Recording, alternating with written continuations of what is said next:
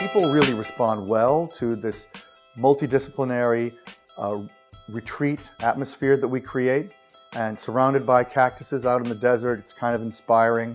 It's a place to get away from the day-to-day and really think big about where the world is going.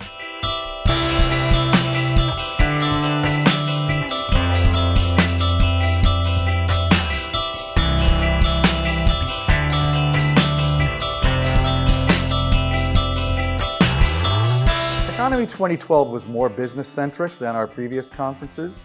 I think it's generally a direction we're moving in to be more where the suits meet the geeks.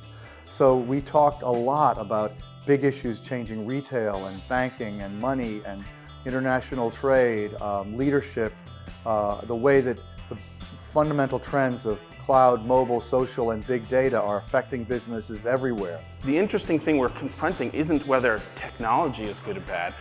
The question we're asking is, what are human beings like when they can interact at much bigger scale with low friction? The kid in Africa with a smartphone has access to more intelligently searchable information than the President of the United States did 15 years ago. What does it mean that everyone can speak to everyone else instantly on Earth for free? What we're really talking about is fundamentally changing the face of commerce, all phases of the commerce life cycle. E-commerce was a big disruption that happened in retail, which brought our stores to the web, but the possibility of mobile bringing the web to the store is incredibly disruptive. As you look at adopting some of these technologies, I don't think it's going to be good enough anymore to build absent the perspective of customers. Lots of companies know about you.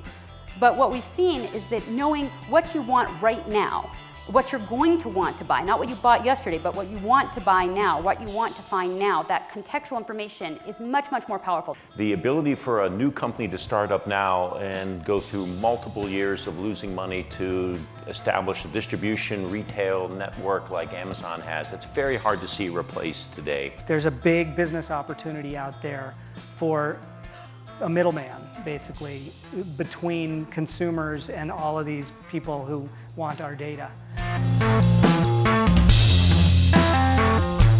I absolutely believe, firmly believe, that every single industry will be totally revolutionized by big data. So for years, AIDS researchers were trying to find how the AIDS virus mutated, and they couldn't.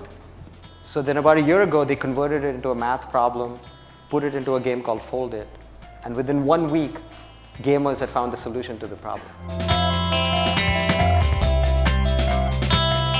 There are a whole series of interconnections that enable people in various countries, not just to communicate with one another, but to constantly send large amounts of information to their government and put pressure on them. China's going to have a huge impact on innovation.